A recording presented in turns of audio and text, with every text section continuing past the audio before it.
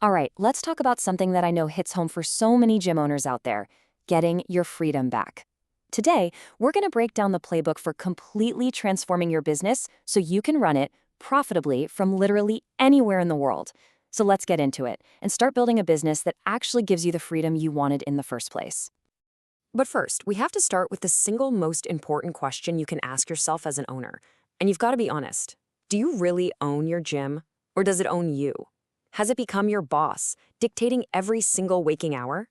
It's a tough question, I know, but answering it is the first step. And it's exactly why we're here today. And this slide right here is the heart of the problem, isn't it? The dream, the whole reason you started was for freedom, for vacations, for profit. But the reality for way too many owners is just this brutal cycle of 12-hour days, feeling chained to that front desk and just heading straight for a massive burnout. So this huge gap between the dream and the reality, that's what we're calling the gym owner's dilemma. And in this explainer, we're going to show you exactly how to solve it by building a business that serves your life, and not the other way around. So how do we actually do it? How do we bridge that gap? Well, it all starts by building a rock-solid foundation, one that can support the entire business even when you're not physically there. And that foundation, it really rests on two key pillars: policies and procedures. First up, policies. And I want you to think of these as the rules of the game for your gym. They aren't meant to be restrictive. Not at all. They're designed to create consistency. They set crystal clear expectations for everybody, your staff, your members, so that the standard of excellence you want is happening 24/7, whether you're there or not. And look, this needs to be comprehensive. We're talking about everything, from membership contracts and sales steps, all the way down to how your team uses your software, your CRM. When everything is defined in black and white, you completely remove the guesswork.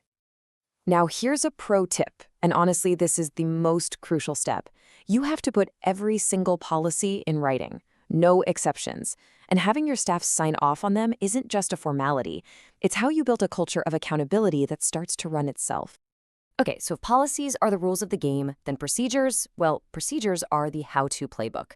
This is the next layer. These are the step-by-step guides for every key task in your business.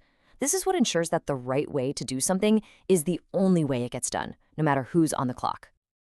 Let's look at a simple but super powerful example, a non-negotiable sales procedure. The rule is simple. Every single prospect who walks through that door gets a tour. Every single tour ends with an attempt to close the sale. And every one of those interactions, good or bad, gets tracked in your CRM. No wiggle room. That is how you guarantee performance. So, once you've got that foundation of policies and procedures set, you've created consistency. Now it's time to add a powerful force multiplier to create some serious efficiency.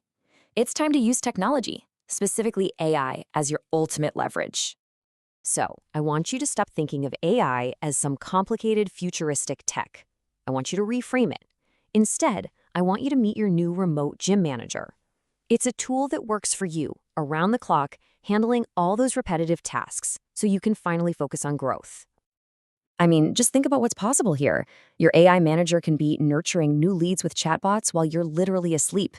It can automate all your follow-up messages, it can identify members who might be about to cancel, and it can even write your social media posts for you. The amount of time this frees up is it's staggering. But look, you don't have to do it all at once. That can feel really overwhelming. The key is to just start small.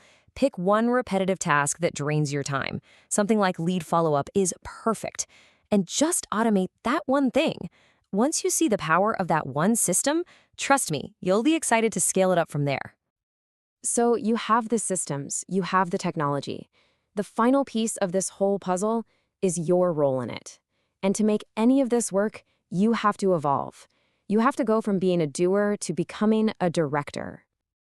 You know, I think this quote from the source material just frames it perfectly. Remote ownership is not about neglect. It's the opposite. It's about elevating your position. You're no longer the person fixing the broken treadmill. You're the person directing the entire operation from 30,000 feet. And the distinction is really simple when you see it side by side. The doer is stuck working in the business, putting out daily fires, and, let's be honest, becoming the bottleneck. But the director works on the business, leading with vision, reviewing the key reports, and building the systems that let everyone else execute flawlessly. So what does a director actually do all day? Well, you review the key reports, like sales and retention. You hold short, daily 10-minute virtual huddles to keep your team aligned. You monitor your AI dashboards to spot trends. And yeah, you conduct audits to make sure your standards are being met. You're guiding the ship, you're not rowing it. And that brings us to the final, and maybe the most important part of this whole transformation. Because none of this works, not the policies, not the tech, without you adopting the right mindset. This is the internal shift that makes all the external changes even possible. The first principle is system over self. You have to accept a really crucial truth. If your business only runs when you are physically there, you don't own a business, you own a job. The goal is to build something that is bigger than you. The second principle is all about viewing technology as leverage. Look, AI and these other systems aren't there to replace your great people. They're there to empower them, to free them up from all that tedious work so they can focus on what humans do best, building amazing relationships with your members. And finally, the third principle. And this one might feel a little counterintuitive at first. Discipline creates freedom. All those policies, the procedures, the reports, yeah, they might feel restrictive when you first implement them, but they are the very structures that create true, sustainable independence for you as the owner. Which brings us right back to that all-important question. Are you ready to stop letting your business run your life? After seeing this playbook, are you ready to implement the systems, leverage the technology, and make that mindset shift you need to build a business that finally serves you